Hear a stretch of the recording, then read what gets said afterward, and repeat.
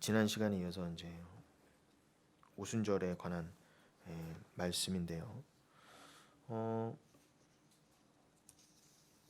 지난 시간 이제 헌물과 11조에 대해서 좀 나눴었죠. 자, 여러분 이전에 우리가 배웠던 절기 중에서 초실절부터가 바로 더더욱 그런 헌물과 11조를 정확히 상징하는 그런 절기였습니다. 그 초실절, 즉 예수님이 부활하신 날, 예수님이 초실절에 맞추어 부활하셨는데 그날부터 7 안식일을 계수하라 하셨어요. 7 안식일. 그래서 7 곱하기 7이라고 그랬죠. 안식일을 7번 세는 거니까요. 안식일은 7일마다 돌아오니까 그 7일마다 돌아온 안식일을 7번 세어라. 그러니까 7, 7에 49입니다. 7에 곱하기 7이니까 이걸 안식을 곱한 거예요. 그럼 어떻게 하겠어요? 정말 영원한 안식을 상징하는 거죠. 진짜 안식. 여러분 이 땅에서의 안식은 영원한 안식은 이 땅에서는 있을 수 없습니다. 잘못된 기독교가 뭐예요? 이 땅에서 안식을 찾으려는 게 잘못된 거예요. 세상 종교는 이 땅에서 안식을 구합니다. 세상 인본주의가 다 그렇죠? 천국을 믿지 않으니까요. 하나님을 믿지 않으니까. 천국을 믿지 않는다는 건 하나님을 믿지 않는다는 거예요. 마태복음 20장 1절에 보면은 하나님께서 즉 그리스도께서 포도원 비유를 말씀하실 때 천국은 이와 같다 하면서 천국을 한마디로 뭐라고 정의하셨어요? 그 밭에 포도원에 즉 천국을 상징하는 포도원에 들어가게 하는 그 하나님 그 주인이 곧 천국이다 그러셨어요.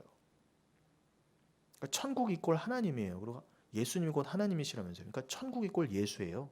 천국은 곧 예수입니다. 당연하죠. 예수님 없는 천국이 어떻게 천국이에요. 근데 세상도 천국을 말해요. 그걸 뭐 어떤 학자들은 다 우리가 아담 이후로 낙원에서 쫓겨났기 때문에 다 누구든지 마음이 상실된 채로 나오기 때문에 뭐 전도서 3장에도 그러죠. 우린 다 영원을 사모하는 마음을 이 마음에 두고 태어나는데 아담 이후로 우리는 태어나면서 영원을 사모하되 여기를 채울 수 있는 그 영원, 영생, 하나님으로만 채워질 수 있는 여기가 뻥 뚫려서 나온다는 거죠. 그도 그럴 게 우리는 아담 이후로 낙원을 잃었잖아요. 신락원이잖아요. 그러니까 어떤 학자들은 하나님을 모르는 사람도 안 믿는 사람들도 막연하게나마 천국, 영생 내지는 사후를 뿌옇게나마 생각하는 건 다 아담 이후에 그렇게 쫓겨나온 후손이기 때문에 어렴풋이나마 그거를 마치 뭐라고 해야 될까요? 먼 기억처럼 갖고 있는 거예요. 자세히 모르겠는데 뭔가 있지 않을까라고 하는 사후세가 있지 않을까라고는 희미하게나마 그 마음을 갖는다는 거는 그게 바로 아담의 후손으로서 낙원을 잃어버린 자들의 후손이기 때문에 그렇다. 그래서 자기도 모르게 뭔가를 꿈꾸고 뭔가 있지 않을까 상상하는 거는 다 그렇게 이전에 에덴 동산에서 쫓겨나왔던 그 기억을 잠재적으로나마 갖고 있기 때문에 그런 것이다라고 누군가 말하더라고요. 일견 맞는 말이긴 한데 중요한 건 여러분 하나님께서 찾아오셔서 영을 주셔서 우리에게 여기다가 천국을 깨닫는 마음, 성령을 주시지 않으면 절대로 인간은 뿌옇게 뭐 이렇게 허우적대긴 해도 절대로 그 천국은 하나님이다라고 못 깨닫는다는 거예요. 말씀드린 것처럼 마태복음 20장 1절은 뭐라고요? 예수님이 정의 내려주길 천국은 뭐라고요? 곧 하나님이다 그래요. 그 하나님께는 예수로 말미암지 않고는 못 가죠. 그러니까 천국은 곧 예수기도 한 겁니다. 그러니까 여러분 천국이 곧 예수인데 이 땅에서 뭐라고요? 죄인들은 세상은 그 하나님 나라를 말하지 않고 이 땅에서의 안식을 말해요. 분명히 예수님께서는 여기는 우리가 나그네로 있는 곳이고 영원한 곳이 아니다. 여기는 다 이미 심판을 받았고 이미 심판을 받은 대로 다 살라 없어질 것이다. 여기에 우리가 잠시 내려와 있는 건 예수 그리스도를 절절히 깨닫고 그분만을 섬기고 예배하는 은혜를 깨달고 나서는 복귀하면 되는 거야. 그거 말고는 여기에 우리가 있을 아무런 이유도 없고 여기 자체가 목적이 아니야. 근데 왜 다들 여기를 목적 삼고 여기에서 오래 살면서 여기서 다 얻어내려고 심지어는 기독교라는 걸 믿으면서 예수란 이름으로 여기를 위한 걸 빌면서 있느냐. 그러지 말아라. 눈을 들어라. 골로새서 3장 1절은 더더욱 그러죠. 예수를 알았으면 더 이상 아래에다 눈을 들지 말고 위로 눈을 들어라. 여기가 너 있을 곳도 아니면 목적도 아니다. 그런 예수는 뭐예요? 저기를 위해서 우리에게 주신 존재지 이 땅의 것을 위해서 우리에게 주신 존재가 아니라는 거예요. 성경은요. 근데 우린 지금까지 심지어는 교회 다닌다면서 잘못 믿어왔잖아요. 그냥 여기서 오래 살고 여기서 내 뜻대로 내 뜻이 뭐예요? 여기서 오래 살고 편하게 살고 마음껏 누리고 마음껏 내 자랑을 펼치는 게 솔직히 말하면 내 욕심이었지 하나님 뜻은 아니잖아요. 하나님 뜻은 여러분이 어떻게 사시든 그게 하나님 뜻이 아니라 예수 그리스도를 어떤 상황관계 가운데서도 찾고 만나고 의지하는 게 하나님 뜻인 거지 우리의 뜻하고는 정반대란 말입니다. 근데 우리는 뭐예요? 아니 하나님 내 뜻대로 해달라니까요. 그러니까 우리 인생이 이렇게 늘 고난인 거잖아요. 그러니까 여러분 여기는 안식이 없어요. 저기만이 진짜 안식이라는 걸 알려주시려고 율법에도 7째 날마다 안식일을 계속 두게 하시면서 기억하라 기억하라 기억하라. 그럼 7은 또 하나님 숫자 완전수라면서요. 그러면은 그 완벽한 안식은 하나님만이 이루실 수 있는 거 아닙니까? 예수를 통해. 완벽한 안식은 하나님 거에 맞죠. 그러니까 우리는 이 땅에서 반복되는 안식일을 통해서 어떻게 해요? 구약으로 치면 반복된 안식일을 통해 그러니까 우리는 지금 또 구약을 읽잖아요. 율법을 읽잖아요. 그걸 지키진 않지만 안식일을 지키진 않지만 그것을 보면서 여러분 안식일 지킨다는 게 일요일 날 지키는 게 안식일 지키는 거 아니잖아요. 율법대로 지키려면 요일도 다를 뿐더러 안식일을 구약대로 지키면 큰일 납니다. 그럼 제7일 안식교 같은 그런 상이단 되는 거예요. 우린 주일로 완성됐잖아요. 그리고 한 요일만이 거룩한 날이 아니라는 걸 이제 알았잖아요. 날마다가 매 순간이 우린 영과 진리로 예배를 드려야 되는 것이지 교회 오는 날만 거룩하고 교회 오는 날만 예배 드리는 날이 아니잖아요. 그러니까 우리는 일요일을 안식일처럼 섬기시면 안 됩니다. 안식일에서 출발했지만 주일이 안식일은 아닌 거예요. 엄밀히는요. 그러니까 여러분 율법을 안다고 해서 율법을 지키는 게 아니라 우리가 율법을 지금 배우면서 제가 지금 안식일을 지키시라고 이렇게 알려드리는 거예요. 안식일 지키실 거면 주일에 섬기셔도 안 돼요. 율법대로 하면 일요일 주일 같은 건 없습니다. 토요일에 그럼 양 잡으셔야 돼요. 지키려면 그렇게 지키세요. 안식일은 지키는 것이 아니라 율법에 이렇게 매번 이렇게 구약의 이스라엘에게 반복해서 안식일을 주셨던 거는 뭔가를 우리에게 기억하라고 잊지 말라고 계속 우리에게 주지시켜 주신 것이구나. 그럼 뭐예요? 이 땅에서는 반복되는 안식일 통해 영원한 안식은 이 땅에 없구나. 그리고 우리는 어떻게 죄인이어서 자꾸 이 땅의 것만 보면서 영원한 하늘의 안식을 자꾸 잊어버리는 거예요. 그게 문제인 거예요. 그러니까 기억하라. 정신 차려라 이거예요. 이 땅의 안식이 진짜 안식이 아니야. 그럼 반복되는 안식을 통해 어떻게 해요? 영원한 안식을 자꾸 기억하게 되잖아요. 그리고 레위기 우리가 오늘 23장 읽었지만 바로 다음 장인 24장 8절에 뭐라고 돼 있었다고요?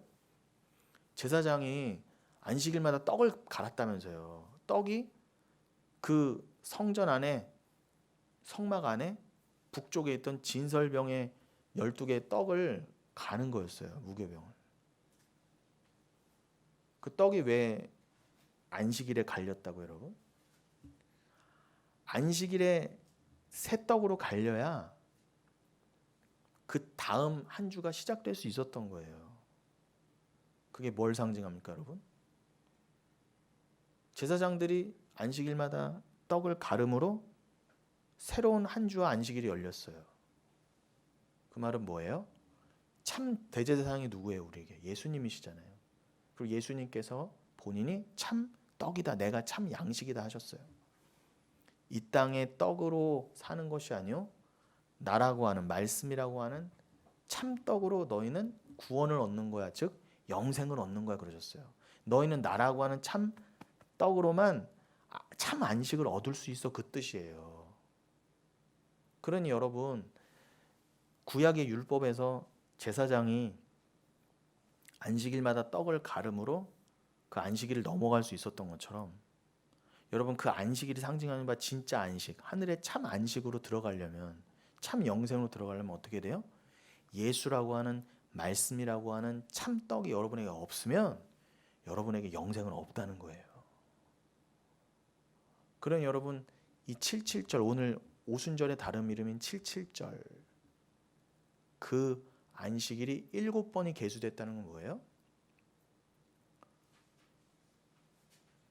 참 안식을 기념하라는가 동시에 그 참 안식은 어떻게 오냐는 거예요. 또 7의 7, 그 완전수의 완전수면은 이건 뭐 빼박 도장을 찍어 주시는 거잖아요. 빼도 박도 못하는 도장을 쾅 찍어 주시는 거잖아요. 완전한 것에 완전한 약속. 그럼 내가 정말 완전한 약속이 뭐라고 하시는 거예요? 완전한 안식이라는 거예요. 진짜 안식. 참 영생과 참 구원. 그것의 약속의 성취를 말씀해 주시는 게 오순절고 77절이에요.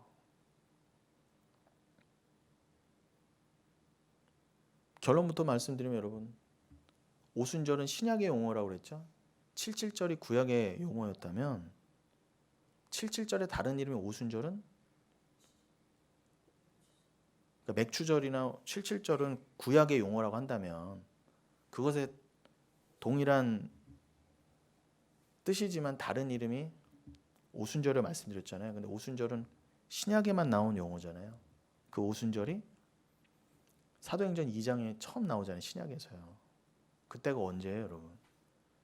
예수님께서 부활하시고 난 다음에 초실절 이후에 40일간 이 땅에 계셨다고 그랬잖아요. 최소한 40일은 이 땅에 계시면서 떡도 나누시고 제자들에게 보이셨단 말입니다.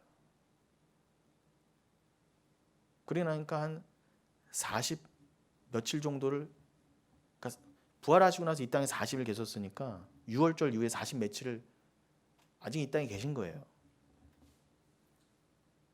그런데 예수님 부활 승천하시고 나서, 그러니까 승천하시고 나서 며칠이 지남에 사도행전 2장이 뭐라고 시작해요? 오순절 날이 이르렀다 그러잖아요.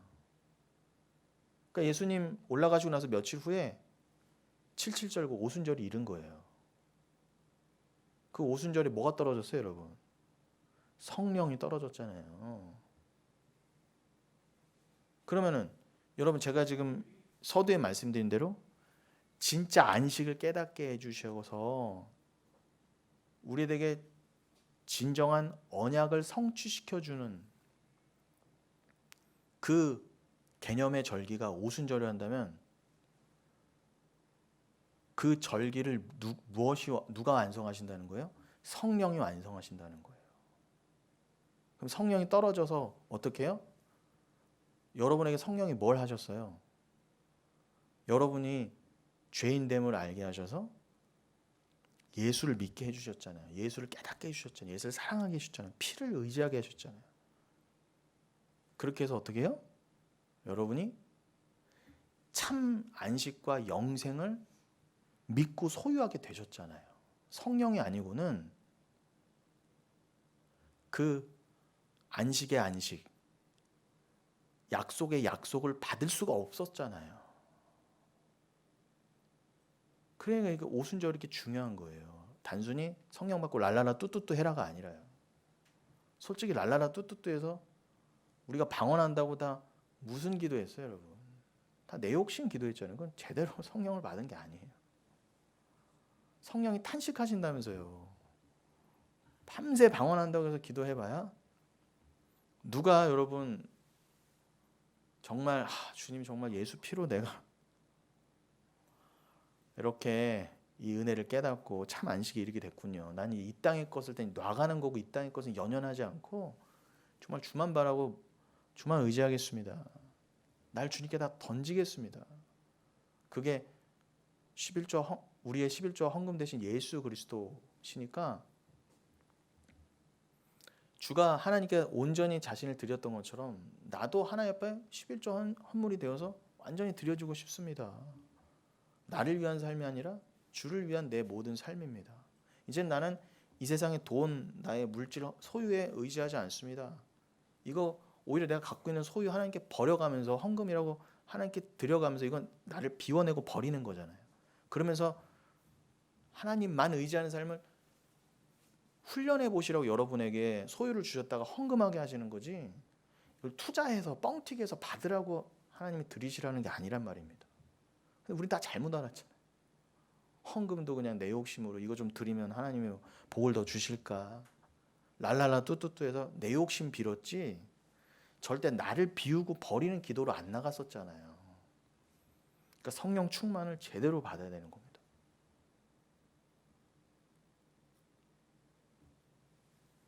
그러니 여러분 이 성령으로 인해 비로소 성령이 오심으로 말미암아 여러분에게 참 안식, 참 영생, 이것은 정말 하나님이 나에게 약속하신 것인데 성령으로 인쳐주심으로, 인쳐주신 게 도장 찍어주신 거잖아요. 나에게 성령을 주심으로 이 영생에 대한 약속을 확실하게 탁 보증하셨구나. 이건 정말 어떻게 내 구원이 취소되거나 내 천국이 취소될 수 없는 확실한 증거를 주신 거구나. 이게 오순절의 의미구나. 아멘. 너무 감사할 수밖에 없잖아요.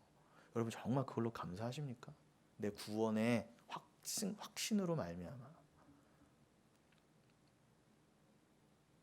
그러니 여러분 예수가 진리고 성령이 영이라고 한다면 여러분 요한복음 4장에서 말씀하신 것처럼 영과 진리로 예배드리는 게 이제 또한 완성이 된 거예요.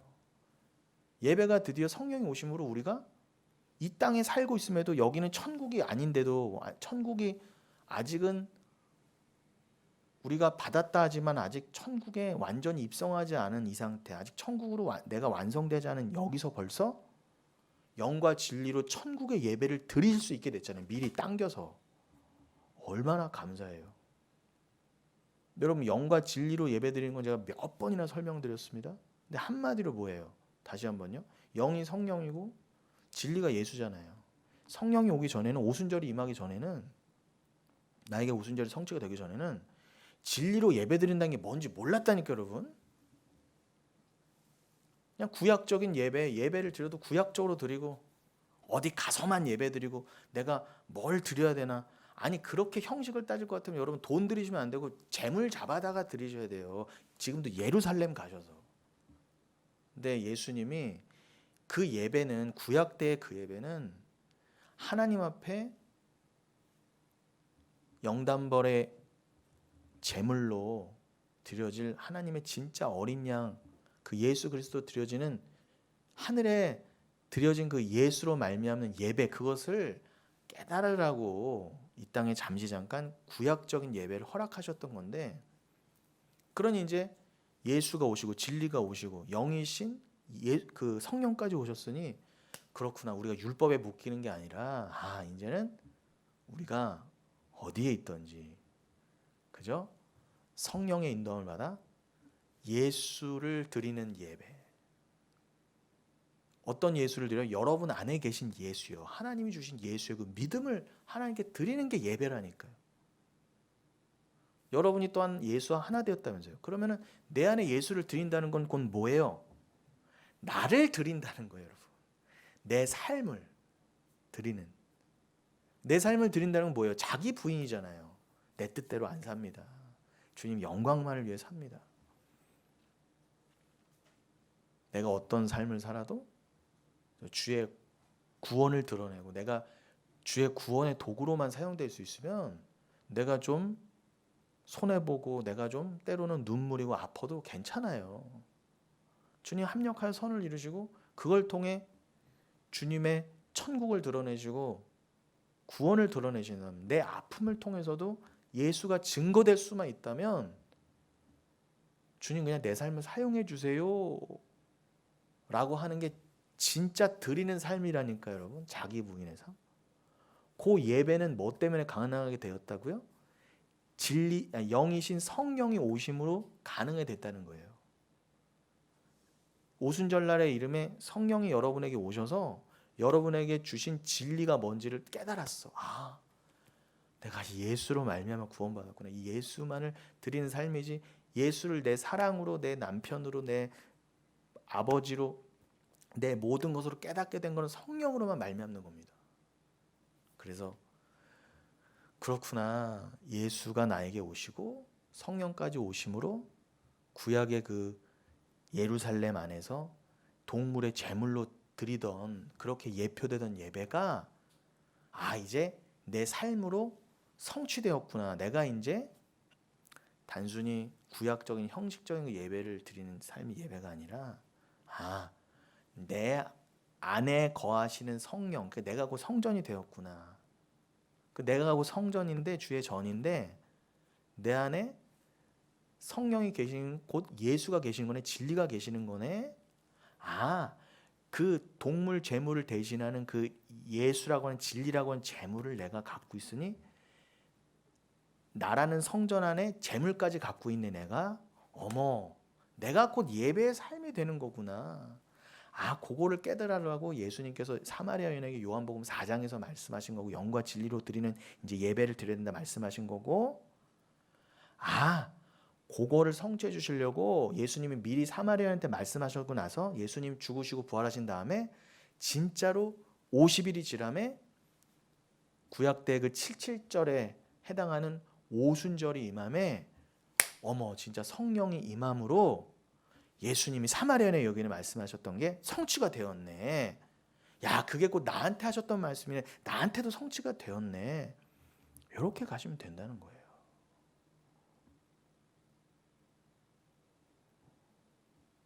그게 여러분 큰 틀에서의 이 오순절의 은혜입니다.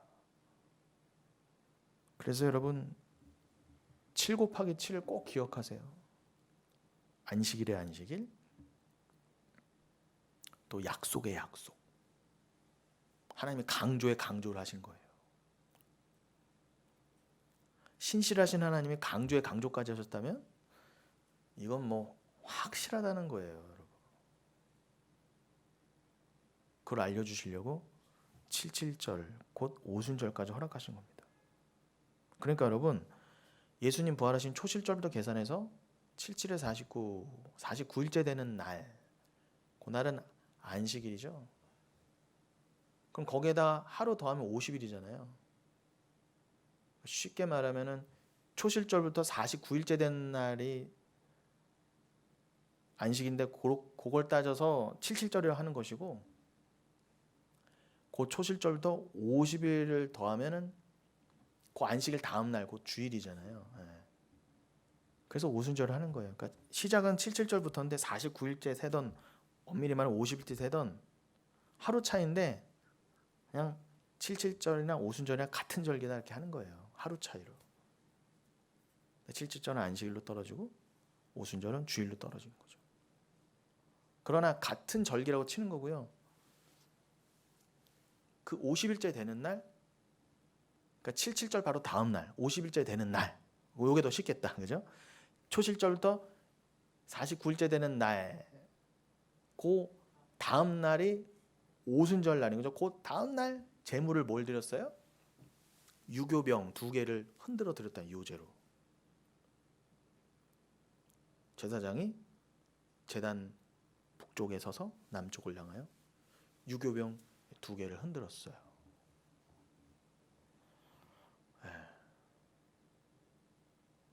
자, 그 얘기는 이따가 다시 하겠습니다. 그런데 여러분,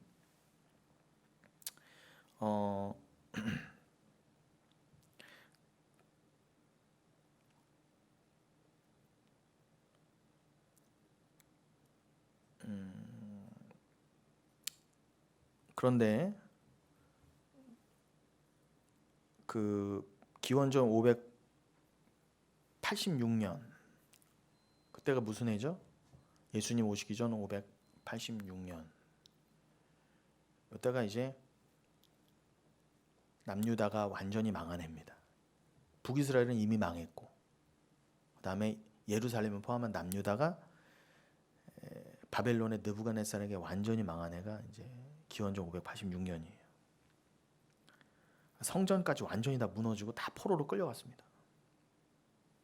그런데 요 완전히 예루살렘이 멸망하기 전까지는 이 77절 요 절기가요, 애굽에서 그 이스라엘이 출애굽한 것을 기념하는 절기로 지켰었는데, 요 예루살렘이 망하고 난 다음에는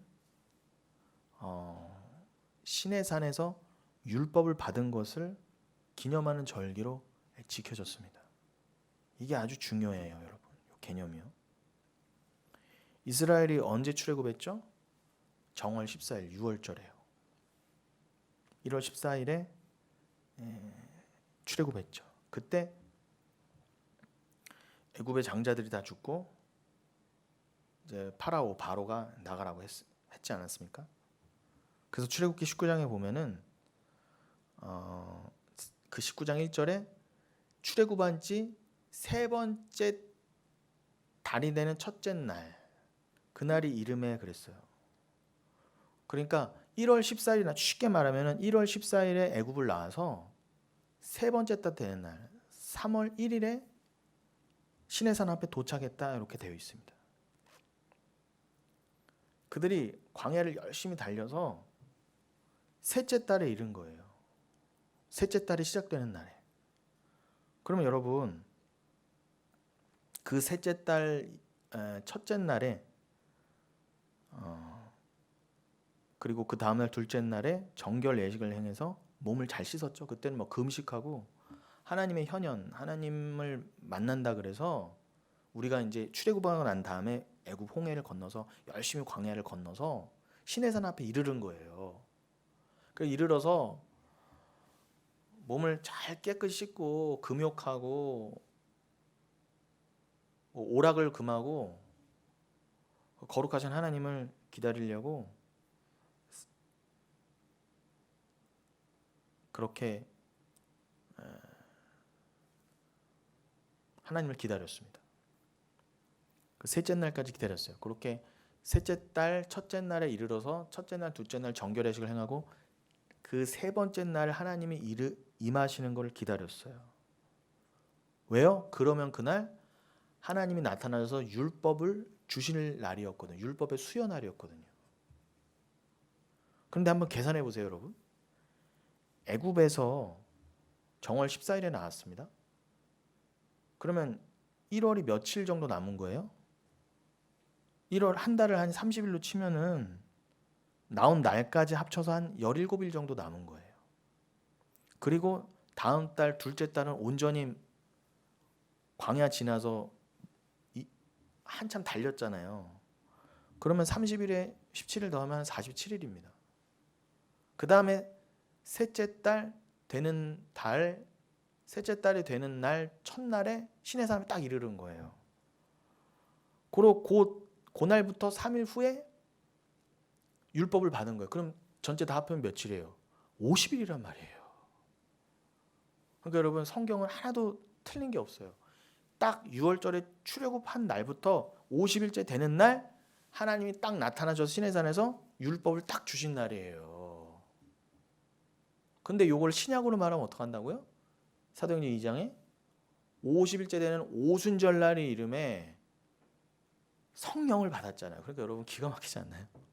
구약에서는 50일째 되는 날, 물론 그때는 오순절이라는 표현은 없었지만 77에서 49 그 다음 날이었어요. 그 다음 날 50일째 되는 날 율법을 받았다면 신약에서는 진짜 명칭으로도 오순절이라고 한 그날에 성령을 받았다는 거예요. 근데 이게 왜 더 중요하냐? 이렇게 한치의 오차도 없이 구약에서 모형한 것들이 역사 속에서 그대로 신약에서도 실현되었다는 것.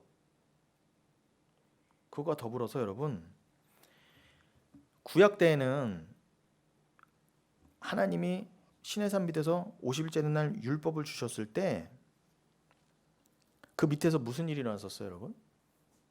잘 아시죠? 예. 율법이 그 떨어지는 그날, 그죠?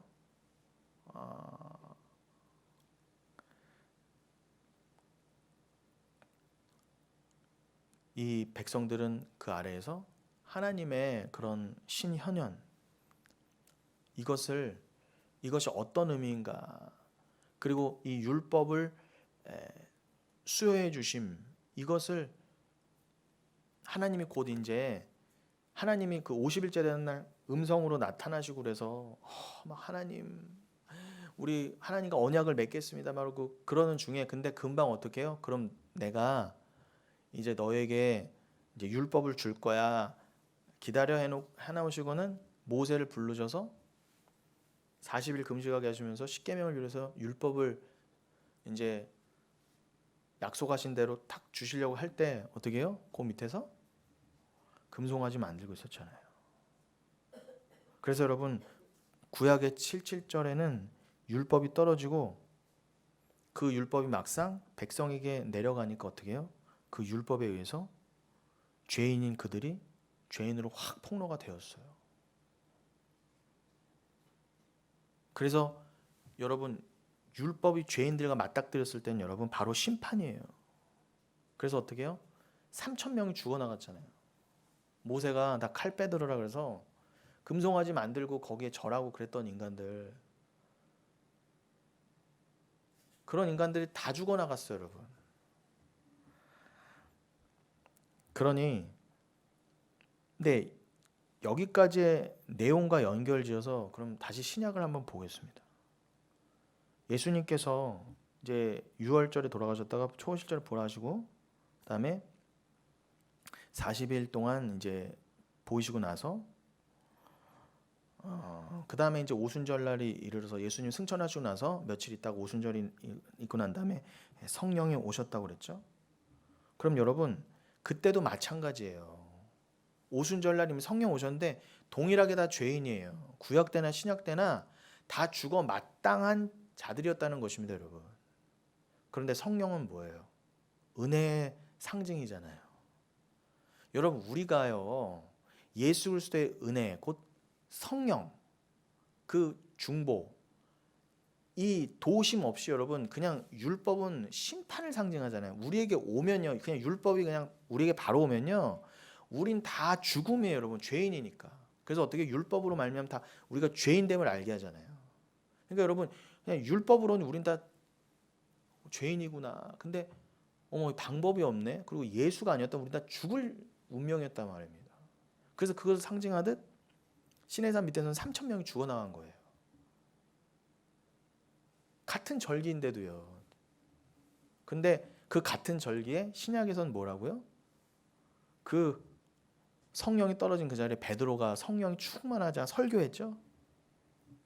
무슨 설교했겠어요, 여러분? 베드로가 뭐 했다고 그래요, 여러분? 설교 3장에 사도행전 3장 나오잖아요. 다른 얘기 한 적 없어요. 구약을 줄줄이 얘기하면서 이 구약을 성취하신 게 예수다. 너희 예수 안 믿으면 지옥 간다. 회개하라. 이거에 밖에 전한 게 없어요. 그게 설교예요, 여러분. 너희들이 원래 다 율법에 의해서 죄인으로 증거돼서 죽을 수밖에 없었는데 그 하나님의 아들 예수가 너희를 위해 죽고 살아나심으로 십자가의 고난을 당하시면 너희가 살게 되었다. 이거 회개하고 믿지 않으면 다 죽음이다만 설교했다고. 이게 설교의 진짜 내용이에요, 여러분. 거기 어디에 기복이 있으며 인간의 자랑과 인간의 뜻이 어디 있어요, 여러분? 십자가 외에는 없단 말입니다. 죄인됨의 격발과 죄인됨을 어떻게 해결할 것이냐. 예수 피밖에는 없어요, 설교에. 그랬더니 몇 명 살아났어요, 여러분? 3,000명 살아 돌아왔잖아요. 맞죠? 그럼 구약에 죽었던 3,000명이 신약 때는 어떻게 해요? 살아 돌아왔잖아요. 그럼 여러분이 그 3,000명 안에 지금 들어가 계시잖아요. 그건 상징적인 숫자니까. 여러분이 제가 지금 동일한 내용을 전해드리잖아요. 제가 지금 예수 믿자는 얘기밖에 더 합니까? 그럼 여러분 안에 정말 성령이 계시면 그걸 아멘을 받으시면 여러분들도 죽었다가 살아나신 그 3천 명 안에 들어간다는 뜻입니다.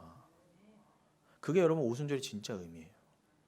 그래서 제가 누누이 강조해 말씀드렸지만 요한복음 16장 8절에 성령이 오실 거야. 예수님이 미리 예언하시잖아요. 내가 죽고 부활하면은 때가 이르면 성령이 또 다른 보혜사가 반드시 파라클리토스가 오실 거야. 그 성령이 오시면 딴 거 안 하신다. 성령이 오시면 죄에 대해, 의에 대해, 심판에 대해 너희를 책망하실 거야 그러잖아요. 여러분 세상 사람들이 그 말씀으로 책망 받아요 안 받아요? 여러분 길 가다 물어보세요. 성령이 당신에게 말씀하십니다. 당신 죄에 대해, 의에 대해, 심판에 대해 지금 성령 책망하십니다. 그러면 지나가는 사람이 뭐라고 그래요? 저런 미친놈 그럴 거 아닙니까? 책망 받아요 안 받아요? 안 받습니다. 회개하라. 책망 안 받는다니까. 안 찔려요 마음에. 절대로 안 찔려요. 왜요? 택하지 않은 백성은 영을 받지 않은 백성. 택하면서 제외됐거나 아직 예수를 모르는 사람들은 아무리 전해도 뭐라고 이게 안 찔려요. 죽은 자들이란 말입니다.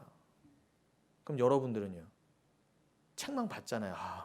왜 힘들어요 여러분? 제가 이런 설교하면은 은혜라고 들으시면 마음이 힘드신다면서요. 왜 힘드세요 여러분? 여러분 안에 성령이 계시다는 증거예요.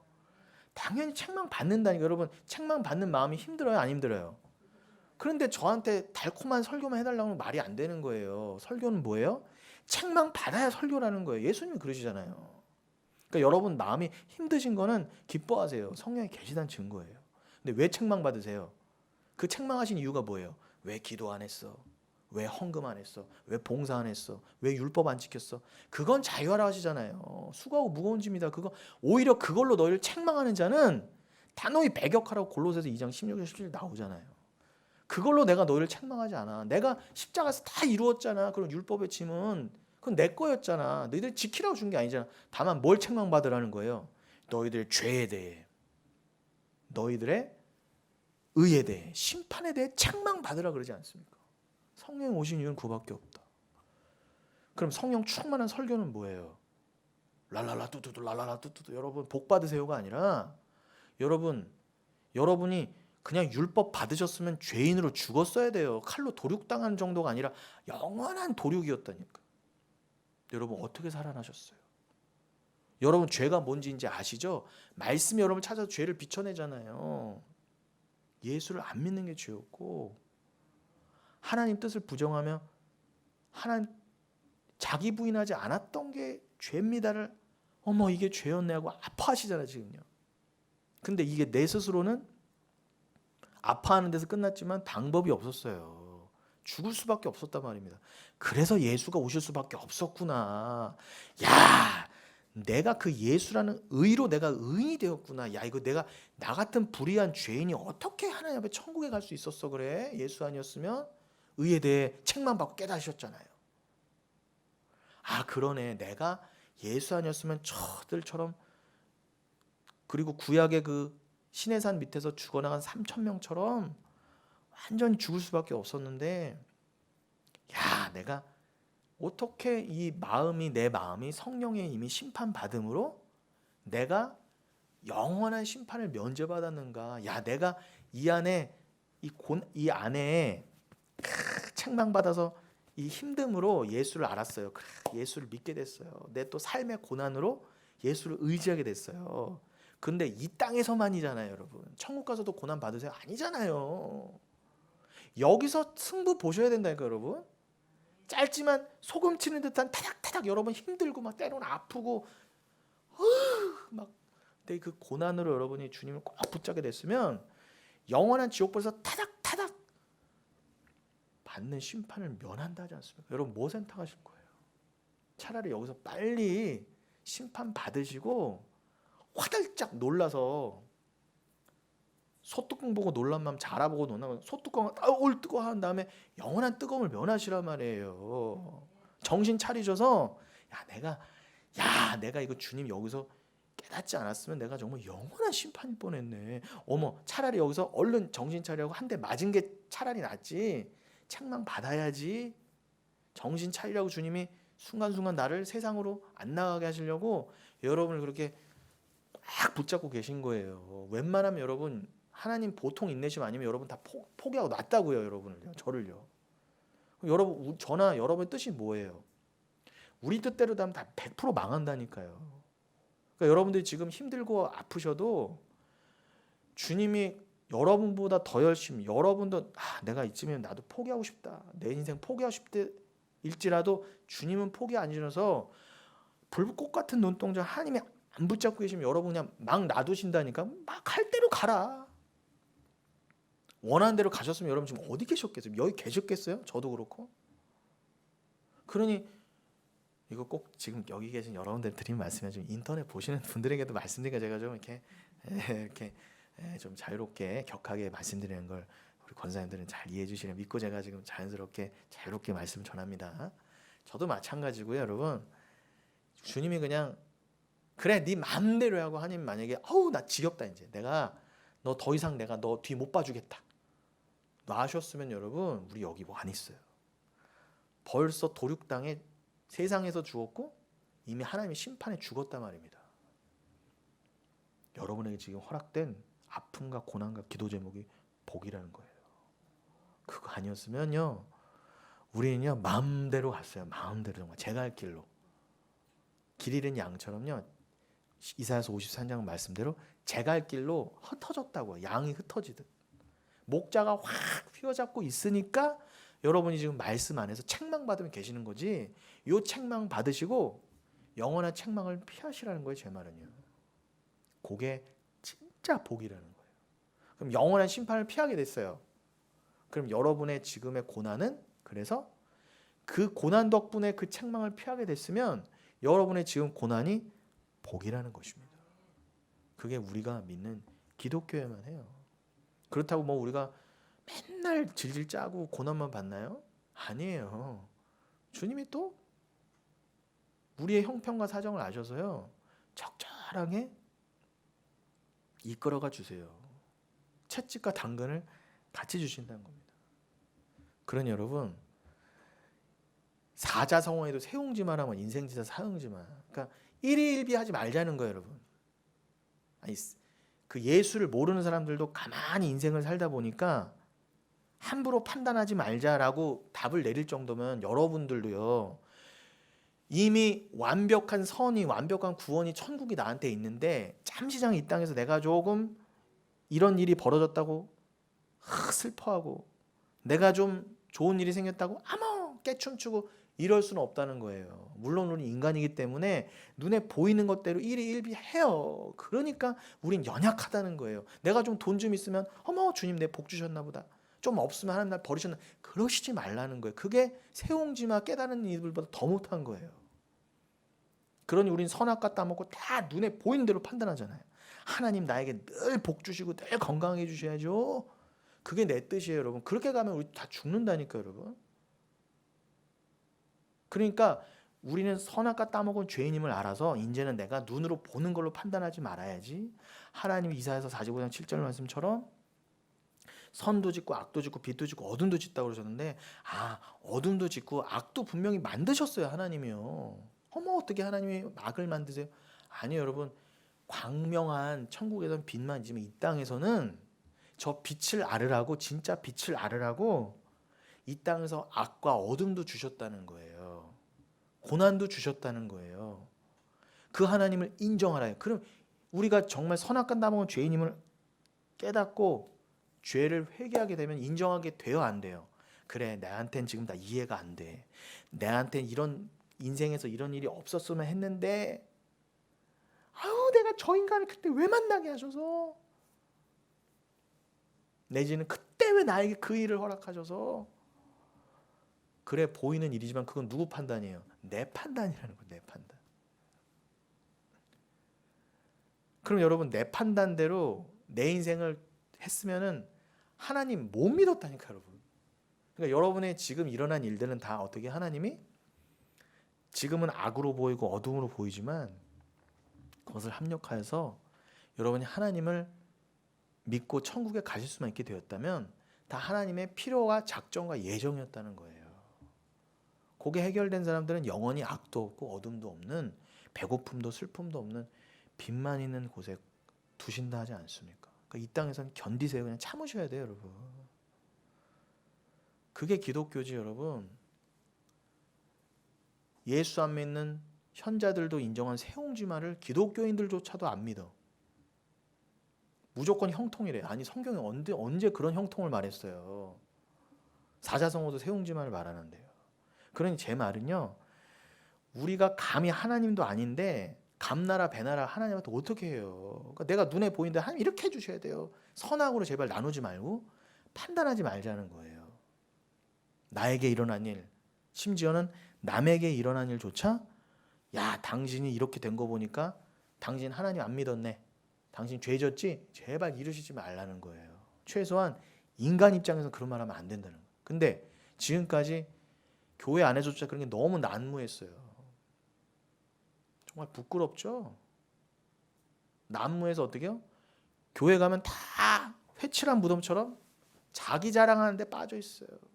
아닌 척, 나 복 받은 척, 나 거룩한 척, 척척척 경쟁하다 다 지옥 갔단 말입니다. 그게 자유로운 신앙생활 맞아요? 아니에요, 여러분. 다 우리 아잖아요. 우린 다 거기서 거기에 인생 다 비슷합니다, 여러분. 제가 어제 그 어디에 제출할 사진이 필요해서 지난주에 사진을 찍었었어요. 근데 그날 찾고 싶었는데 좀 바쁘대. 그래서 알았다고 그러면 잘만 해달래요. 며칠 기다리겠다. 며칠 참았어요. 그 어제 병원 들려서 찾으러 갔네요. 손님 죄송합니다. 그날 바빠 보이더라고요. 그날 손님 찍어드렸던 사진이 날라갔다는 거예요. 짜증이 나요, 안 나요? 짜증이 나더라고요. 그날 추운데 내가 일부러 딱 사진 예쁘게 나오려고 머리 딱 괜찮을 때쯤에 일부러 찾아가서 싹 양복 입고 딱 넥타이까지 갔는데, 어제는 제가 터덜터덜 그냥 평상복 입고 갔는데 사진이 안 좋게 날라갔다는 거예요. 그래서 다시 찍자는 거예요. 나 지금 병원 갔다 와서 머리도 산발이고 막 옷도 대충 입고 왔는데 찍자는 거예요. 그래서 제가 정말 한마디 하고 싶었는데 꾹 참았어요. 그리고 예전 같으면 제가 이게 막 좀 푸락푸락 했을 텐데, 제가 정말 요즘 이제 조금 중년이 되고 이제 제가 이제 신앙생활을, 그래서 제가 목사지 않습니까? 그러니까 이제 뭔가 그럴 수도 있겠지, 뭐 다 이유가 있겠지, 오죽했으면 그렇겠나, 조금 이제 저를 놓고 상대방을 조금 더 이해하는 배려까지는 아니지만 그렇게 되는 뭔가 여유가 좀 생기는 게 느껴져요, 제가. 그래서 어제도 그래, 정말 너무 짜증은 나는데, 그 제가 양복을 제가 다시 이거 입고 찍어야 되는데 그랬더니 자기는 합성해 준대. 요즘 기술이 좋아가서요. 그냥 제가 입고 찍은 건 그냥 그럴 것 같아서 지난주에 내가 양복도 안 입었지. 그런데 아무튼 그래 좀 기다리래요. 좀 사진 다시 찍고 합성할 시간이 필요하니까. 그래서 제가 근처 커피숍 가서 그 가져갔던 사무엘 베케트의 책을 읽으면서 좀 기다렸습니다. 찾으러 오래요. 갔네요. 그랬더니 거기서 하는 말이 사진을 복구했다는 거예요. 그래서 그 전에 제가 찍었던 사진에다가 잘 또 이거 피부재가 지저분하니까 다 보정해주고 깔끔하게 해줬어요. 아주 더 세련되게, 더 신경 써서.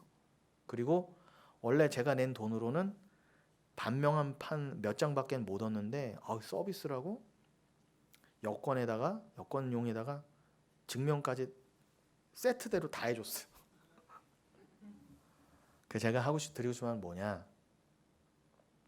제가 뭐 인생지사 세옹지사입니다, 여러분. 좀 겸손하시고 좀 참으셔서 남한테 잘하면 복이 옵니다. 뭐 이렇게 뭐 반전됩니다. 제가 이걸 꼭 말씀드리려는 게 아니에요. 그건 세상에서도 말해요, 여러분. 얼마 전에 유튜브 보니까 박진영 씨가 구원파잖아요. 박진영 씨도요, 그 자기네가 키우는 아이돌들한테 그러다, 여러분 겸손하세요. 여러분 그 옆에 스태프들 있죠. 여러분 화장해주고 집 날라주는 그 매니저들한테 겸손하세요. 잘해드리세요. 억지로라도 억지로죠, 여러분. 겸손한 마음이 겸손한 마음이 진짜 들기도 하지만 인간이 겸손해봐야 얼마나 겸손해요. 여러분, 내가 톱스타예요. 그럼 옆에 매니저랑 화장해주고 짐 들려주는 사람이, 옷 들어주러 다니는 사람이 그렇게 여러분 나처럼 높게 여겨주는 겸손한 마음이 들어요, 안 들어요? 인간이면 여러분, 겉으로는 겸손한 척 할 수 있지만 겉으로 안 하는 인간들도 많지만 맨날 문제되는 게 뭐예요? 갑질한다 그러잖아요. 인간들은 대부분 갑질인데다가 여러분들 높아지시면 당연히 갑질이 나온다니까, 여러분. 인간이기 때문에. 근데 기껏 해봐야 뭐예요? 겸손한 척하는 거예요. 진짜 겸손한 게 아니라. 그럼 여러분, 그건 세상도 가르쳐요.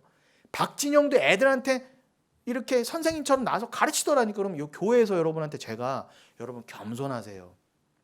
어디 가서 화나도 화내지 마세요. 복 받아요. 그럼 이 박진영처럼 여러분 돌고 돌아서 다 여러분이 잘 됩니다.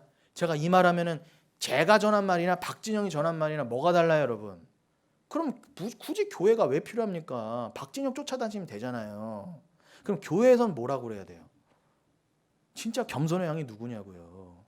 우리는 진짜 겸손할 수 없으니 하나님 앞에서 진짜 겸손했던 유일하신 한 분, 하나님이 넌 진짜 겸손의 왕이야, 네가 진짜 겸손한 자야라고 유일하게 인정하셨. 박진영도 아니고 애들도 아니고 하나님이 유일하게 인정하셨던 겸손하신 분이 누구예요? 예수님이잖아요.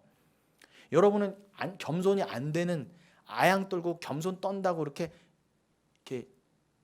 쇼하지 말고 착하게 사세요. 물론 근데 착하게 하셔도 안 되는 내가 보인다니까요. 진짜 겸손할 수 없는 내가 보이라고 여러분 겸손해 보시라는 거예요. 그거 자랑 삼으시라는 얘기가 아니라요. 그러면은 진짜 나에게 겸손을 펼치신 예수를 꼭 믿게 됐잖아요. 그런 것처럼 여러분, 제가 어제 그런 사진관에서 있었던 일들은 그냥 여러분 참고 베풀고 하면 복이 됩니다. 더 두 배로 따따블로 옵니다 얘기가 아니라, 인생 모른다는 거예요, 여러분. 인생 모르는 거예요. 당장은 악으로 보였어요. 진짜 왜 하필 자기네들 이런 일이 한 번도 없었대. 왜 근데 하필 그 일이 나한테 일어나냐고. 왜 사진관 열고 한 번도 그런 일이 없던 일이 왜 나한테 일어났어? 짜증이 나죠. 너무 열받죠. 내가 시간 버려 돈 버려 그렇게 때 빼고 강 내고 왔는데 그걸 홀랑 날려먹었대. 근데 여러분, 반전이 있더라는 거예요. 그런데 반전이 있다고 제가 또 좋은 일이 있는 것 같지만 어떤 반전이 있지는 모르는 거예요. 보이는 걸로 판단하지 말자는 거, 우리는요. 보이는 거는 막 잘 되고 좋아 보여도요, 하나님이요 후 불면 날아가는 데다가 인생 모르는 거예요, 여러분. 그러니까 여러분, 내가 지금 좀 잘 된다고 해서 너무 막 잘난 척도 마시고, 내가 지금 좀 이렇다고 해서 너무 기죽어 계시지 마세요. 중요한 건 뭐예요? 우리는 저기가 있다예요. 이걸로만 기뻐하실 수 있잖아요. 다른 거는 해딱 일희일비하지만 진짜 근원적인 기쁨은 어디예요? 저기서 나오잖아요. 그 기쁨으로 감사하라는 거예요. 눈물 가운데도 기쁨할 수 있잖아요. 여러분, 세옹지마 같은 인생지사로 일희일비하지 마시고 그 모든 것들은 합력하여서 여러분들의 믿음을 위해 더 예수를 믿는 일로, 예수를 드러내는 일로 여러분을 만들어 가시려고 허락하신 일들이기 때문에, 그래 주님, 나는 다 이해가 지금 안 되지만 주님만 믿고 나아갑니다. 나 그냥 이왕 이렇게 된 거 주님 그냥 홀랑 다 맡겨버릴래요. 다 던져버릴래요, 날 주님께. 그게 헌금과 11조의 정신이잖아요. 버리는 거예요, 나를요, 주님께.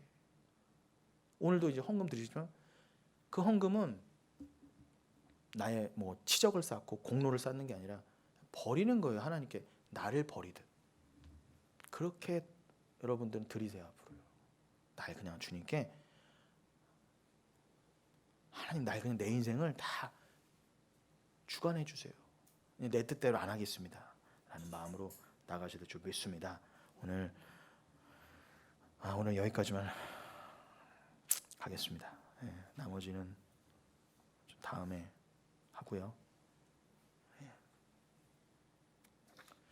그러나 오순절에 중요한 개념은 다 나온 것 같아요. 오늘 잊지 마시고 앞으로도 이 오순절의 정신에 따라 성령 충만함으로 나아가신 저 여러분 되시길 예수님의 이름으로 축원드리겠습니다.